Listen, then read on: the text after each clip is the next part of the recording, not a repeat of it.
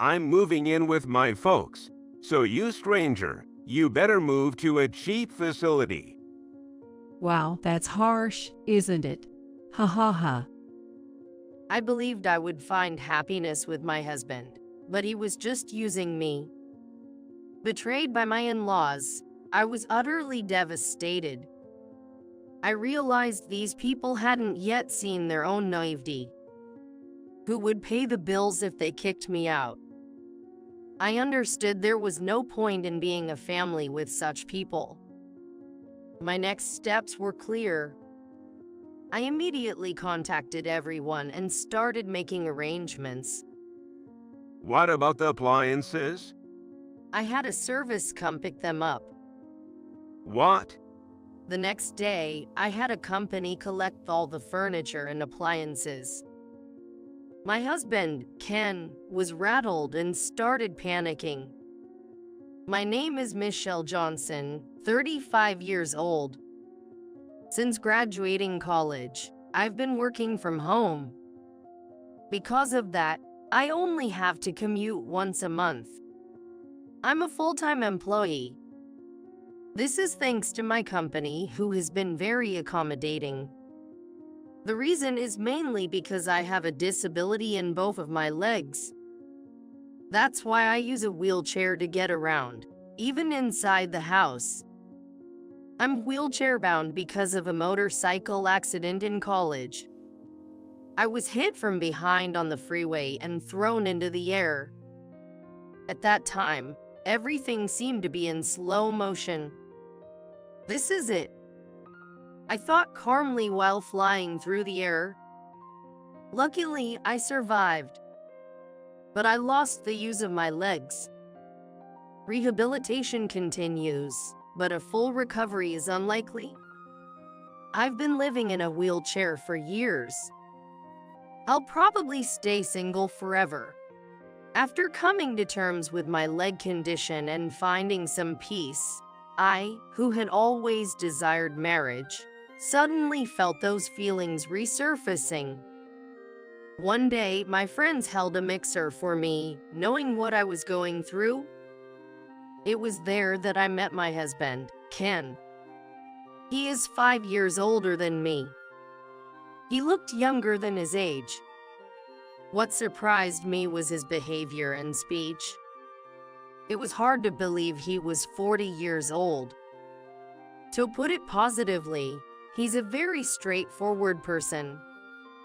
Amazingly, when Ken saw me in my wheelchair, he asked all sorts of questions without any hesitation. How do you manage meals? Housework?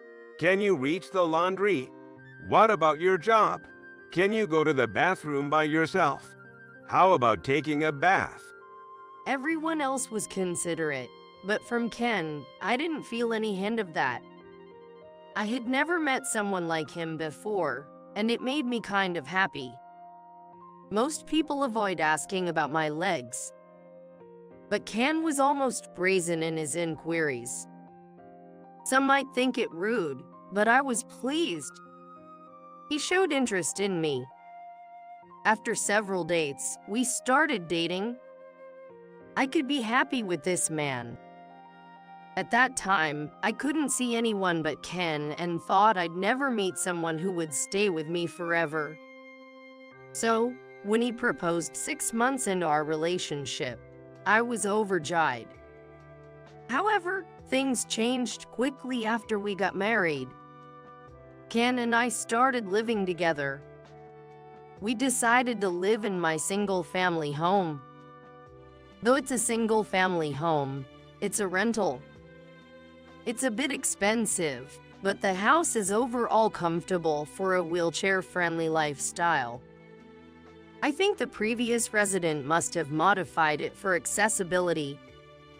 Ken loved the spaciousness. Since I was mostly home, I did most of the housework. Sometimes when I was too tired, I'd ask him for help, but he'd say, "I'm too tired today." Saying that, he wouldn't help at all. He wouldn't assist with bathing either. What?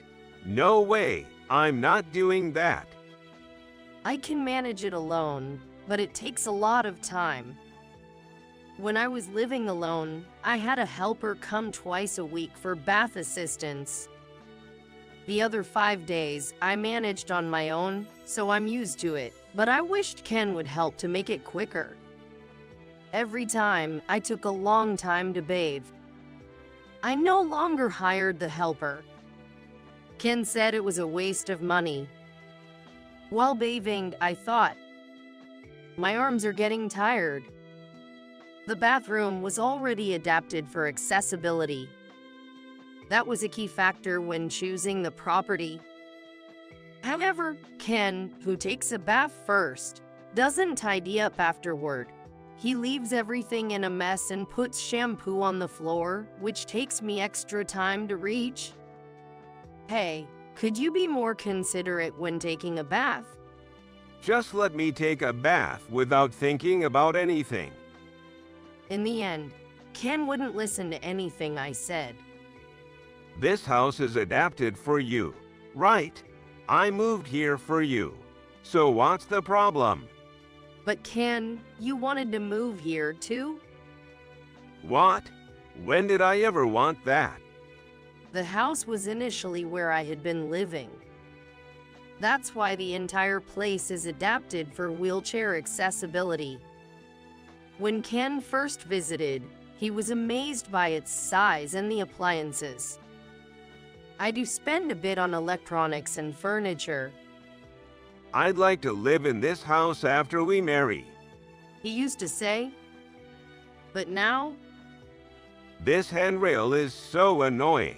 It's like an old man's house. why would you say that? I should have looked for another house. I finally realized after we started living together. Ken married me because I had a house, an income, and could do housework. Indeed, at the mixer, he was overly curious about my ability to do chores. Being married to me, who has a disability but can do everything on my own, made him seem like a wonderful husband to his colleagues and friends. The truth is far from it. He just made me do everything, despite my disability.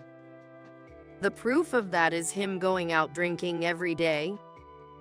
He's been a part-timer since we started dating. Realizing all this after marriage is embarrassing and brings me to tears. Yet, I didn't leave him. Surely, someone who married me can't be completely devoid of love for me. I kept telling myself that. Hey, give me some spending money. Didn't I just give you some? I've already spent that. Ken became increasingly dependent on me financially, not working at all. I consulted his mother. Ken doesn't seem willing to work. What should I do? He's probably tired from working so long. Why don't you let him rest for a bit? My mother-in-law always said she'd be there to listen to anything, but whenever I sought her advice, she invariably sided with her son. Being her only child, perhaps it's natural to her, but I couldn't accept it. I have had no family to turn to since I've lost my parents. I felt utterly lost. I considered talking to a friend, but the one time I vented a bit, I was told I was being too fussy. Ken is just that good at keeping up appearances. That night, I ended up being blamed by Ken. Hey, you said unnecessary things to my mom. About work? Yeah. Why would you worry an old lady like that? I can't believe you. Seriously? Then why don't you work so as to not worry her? When I said that, Ken stormed out. He always leaves when things don't go his way. And then he comes back drunk in the morning. I grace you with my presence. It's early morning. Don't bother the neighbors. Be quiet. Shut up. Don't tell me what to do. He's impossible to deal with when he's drunk. All I can do is stay silent and endure. Maybe I'm almost at my limit. I was beginning to think that way. But the thought of being alone again was sad. I was torn between enduring this and ending my life as a single woman. That's when the idea of divorce became more prominent in my mind. Then, Ken suddenly brought this up. I'm thinking of living with my parents. Eh? You mean you're moving to your parents' home? No, they'll move in here.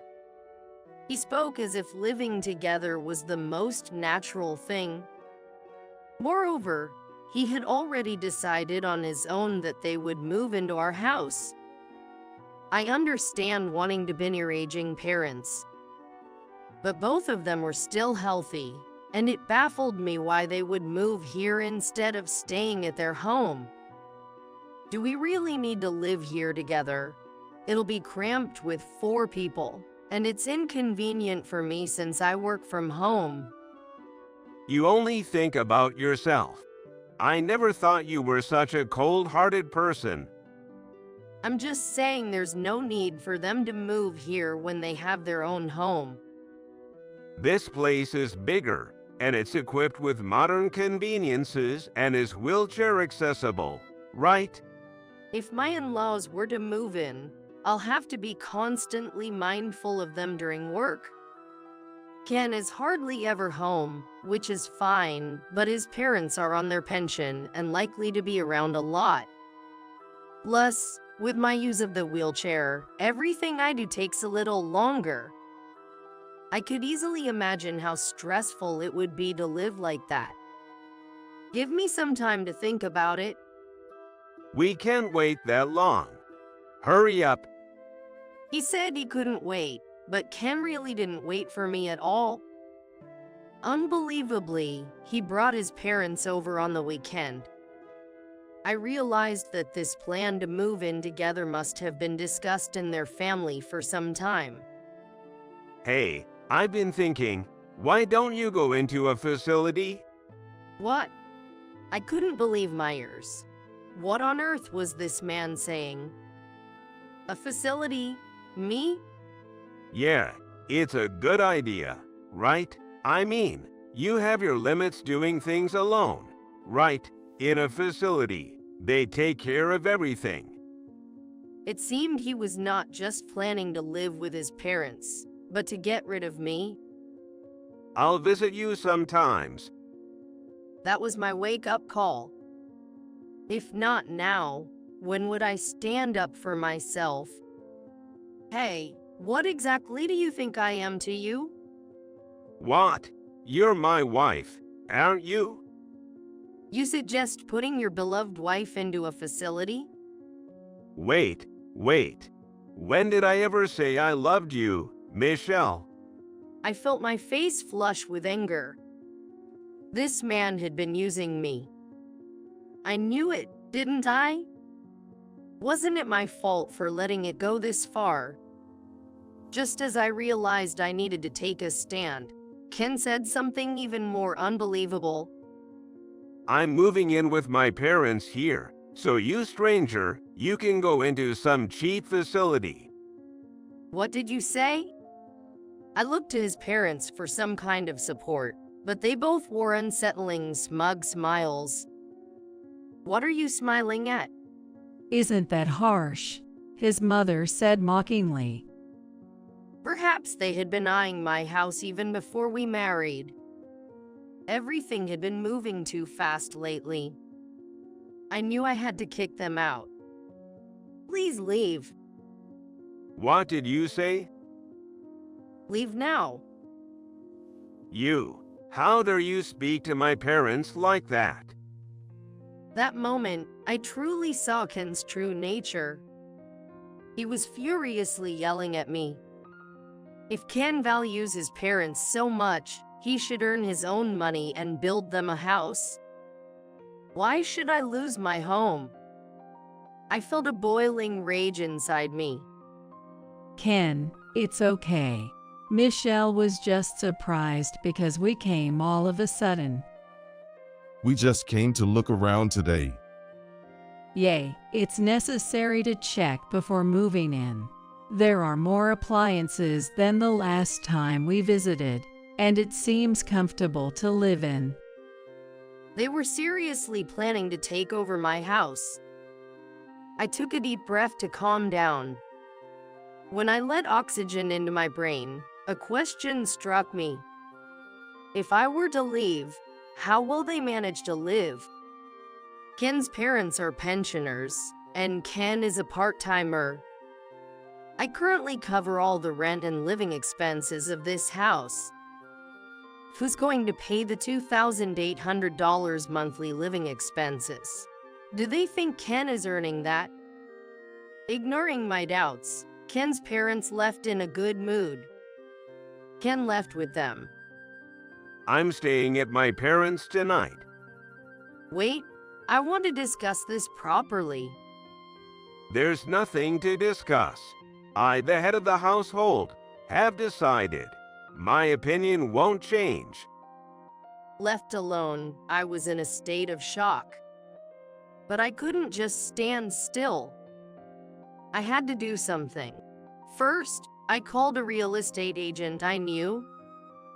Ken didn't come home that day. He was probably celebrating with his parents. I quickly sorted my belongings into essential and non-essential items. The next day, when Ken returned home and saw how I had organized my belongings, he laughed. Ha! You've started organizing your things. Did you find a facility to move into already? Yes, I did. Ken seemed surprised by my immediate response. I took the opportunity to hand him a signed divorce paper. Here, I've signed my part. Now you just need to sign it. A divorce paper? Why are we getting divorced? Because you're kicking me out, right? Then there's no point in staying married. Ken looked as shocked as a pigeon hit by a bean shooter. It seemed he hadn't expected me to initiate a divorce. No, you can manage without me, right? I don't understand what you mean. Who else would marry you besides me? I can live on my own. But you said you wanted to get married. Ken's panic revealed how arrogant and self-assured he was. He approached me thinking I was a lonely, disabled single woman. Independent, with money, not struggling with life. Plus, I'm always home to do the chores. A perfect woman for him to stay free. He didn't have to work, and money was still coming in. He received praise from others for marrying me, and I didn't have anyone else to marry, so I wouldn't leave him. He had been thinking that way and acting confident. That's why he was so shocked by the divorce papers. Why? You might end up single for life if you divorce me. Better to be single for life than continue a married life with you. You're going to spend a lonely life by yourself. Are you sure? Whether I'm lonely or not is not for you to decide. Ken was flustered by my retaliation. I could see he was shaken. I hadn't realized how weak he was. I didn't understand why I had been so submissive to such a man. Deciding to divorce felt like a weight lifted off my shoulders. I think I was too controlled by my desire to be married. Anyway, there's no need to leave the house so soon. Even though I suggested going to a facility, I didn't mean for it to be this soon. Oh, it's fine. I'll do as you wish. Don't worry. Now, please sign the divorce papers. Why? Why do you want to move so quickly? Think about it. I've already signed my part of the divorce papers, so please sign yours. Huh? Wait a minute. Isn't this too soon? This man's attitude changed constantly, and I observed him with amazement. He switched between mockery, panic, and business, When I calmed down, I started to find it annoying. I've already contacted the facility staff, and they know my situation, so it's okay. When did you do all of this? You've been preparing all this time, haven't you? Yes, even before I met you. In reality, I had already chosen a facility for my retirement. It was like a condominium. I had read various books, including books on investments, when I was injured and felt anxious about the future. During that time, I had decided to invest in stocks and real estate. I had diversified my income by investing my salary and my parents' inheritance separately. I had already purchased the facility I had in mind, and I had been using it to generate rental income. I hadn't told any of this to Ken. It was my hidden asset. You don't need to get a divorce. Understand? You can stay in this house. Let's live together with my parents. You really don't understand anything. There's no way we'll live together. He has a simple-minded way of thinking.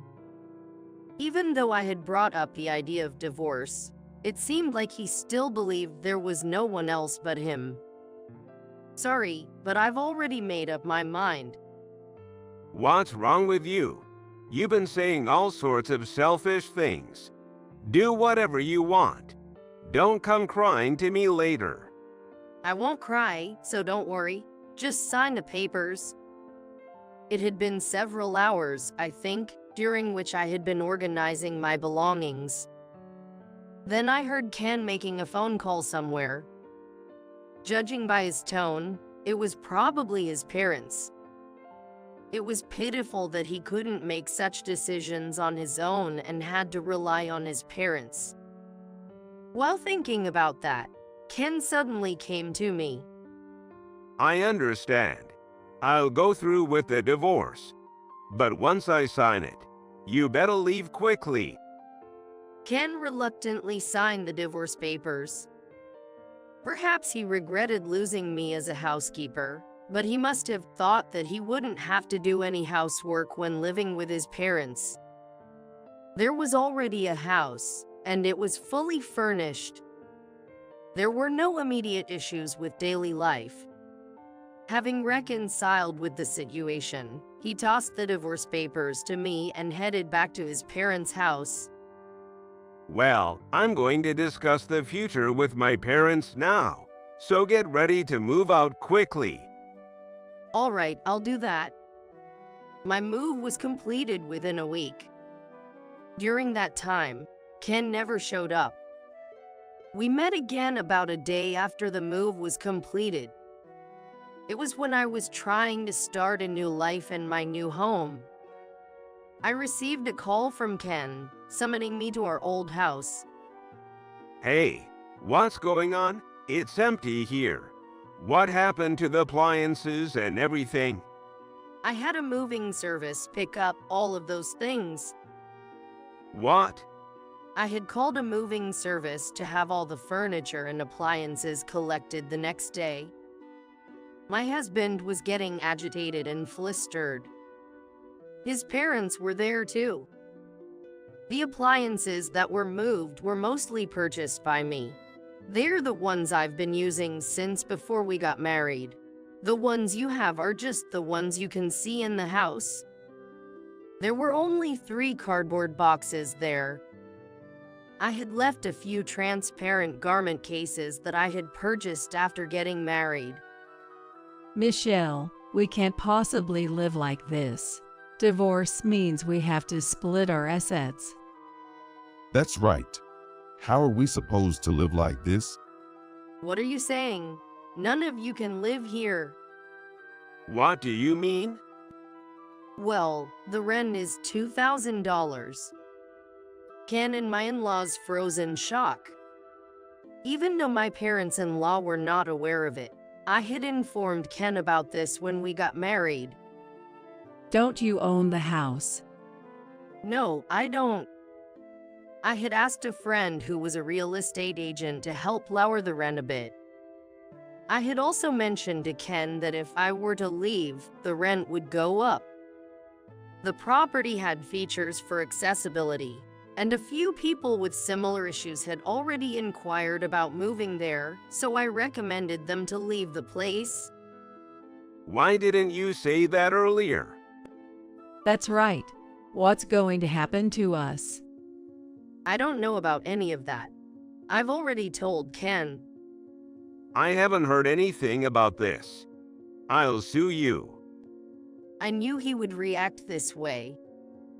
Honestly, from an outsider's perspective, it might look like I was divorcing him selfishly, canceling the lease on the house, and making off with the furniture and appliances. However, I was confident. You can sue, but do you even have the money to hire a lawyer? Ken's face twisted in anger. This man didn't even have the money to hire a lawyer. Even if he somehow managed to hire one, I had an ace up my sleeve. I handed a few photos to Ken and his parents. Where did you get these? The photos showed Ken gambling and fooling around with other women. This is all done with my money. I will take this with me and fight. Ken, what on earth is this? Wasn't everything supposed to go well? It seemed that my parents-in-law were extremely anxious. What could this be about? Then, suddenly, Ken started to kneel down. I'm truly sorry. Let's cancel the divorce and please come back. I need you, Michelle. You're the one who kicked me out, right? Also, the divorce has already gone through, so what on earth are you saying? Besides, you don't love me, don't you? Since that's the case, I'll just leave. Then, even my parents-in-law kneeled down next to Ken. We don't have a place to live anymore. This was completely unexpected. What do you mean? Our house is being seized? Surprisingly, it seemed that Ken's parents would have to vacate their house in a few weeks. It turned out they had declared bankruptcy. The debt that Ken's father had accumulated had grown into an insurmountable sum for retirees. Ken, who used to receive pocket money from his parents when he was single, thought that he could get married and be supported by them. I could understand why his mother was kind before our marriage. Now you're apologizing, but it's too late. I can't do anything about it, and I don't want to. Are you okay with us becoming homeless on the streets? It's your own doing, isn't it? Can we at least have the appliances and furniture? You have a lot of money, right? Are you planning to sell them? No, Ava? It was clear what he was after. I made it clear that I had no intention of giving away a single piece of furniture or appliance. Don't say such things. Please, have mercy. It's too late for apologies now. Figure it out on your own. That's why we're asking, because we can't do it ourselves. I told Ken and my parents-in-law, who were being overly persistent, that if they couldn't pay the rent, they should leave. Originally, I rented the place in my name, so if I cancel the contract, it's over. It was easy to kick them out. In the end, even if the ownership was to be transferred, Ken, who had no job, probably wouldn't be able to live in this house anymore. I had checked everything with the real estate agent. Yes, I can afford the rent. In the end, it was decided to cancel the rent for the place. I no longer had any use for this house, and since the divorce has already been finalized, everything is over. I managed to get the three of them out of the house and lock the door. What are you going to do now? I can move into a facility, so that's what I'll do. Humph. The facility is probably the worst kind of place with no freedom or anything. Do your best in such a poo environment. Perhaps because he couldn't stand it without saying anything to me, he spat out those words at the end. I ignored him and left the scene, leaving Ken and his parents behind. However, Ken, as expected, did not stay quiet and visited the facility I had moved into a few days later. Hey, what's going on?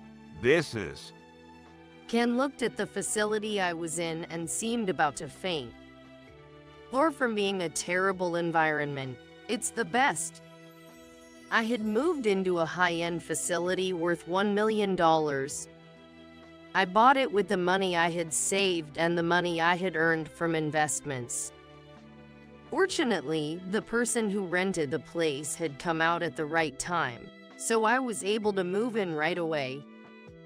I also sold some appliances, had some temporary income, and still have some leeway. This facility, as expensive as it is, has doctors and caregivers on duty. The layout is like a condominium, with private areas as well. The room is a 3LDK, and some families live here together as well. You can call a caregiver with the push of a button, and bathing is assisted every day. Originally, I had intended to make it my final resting place, but I'm glad I decided to live here. You had this much money? Well, so what? But it's really inconvenient for me to see you come all the way here.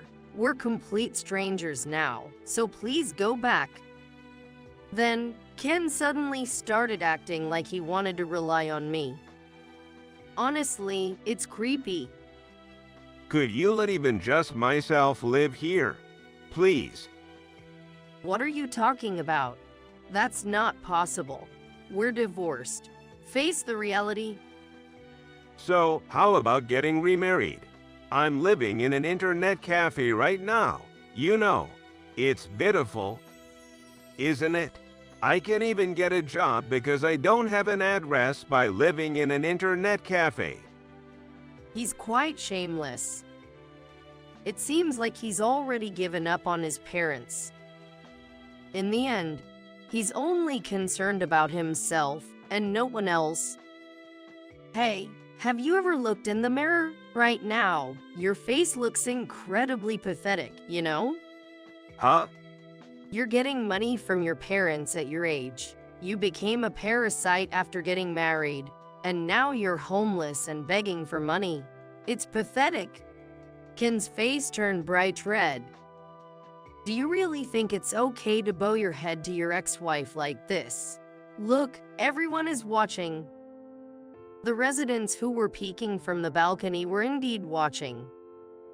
Actually, I had asked them in advance to watch if my ex-husband were to come to visit. Please watch if my ex-husband comes to visit, I told them. I thought that Ken would definitely come to visit me at least once. I thought he would come to see the miserable me after entering the facility or come begging for money. In any case, I expected him to show up.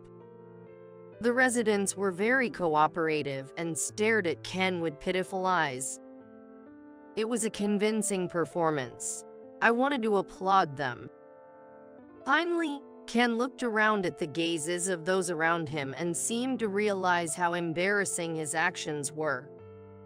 I won't ask for help anymore. With a pale face, he said that and disappeared.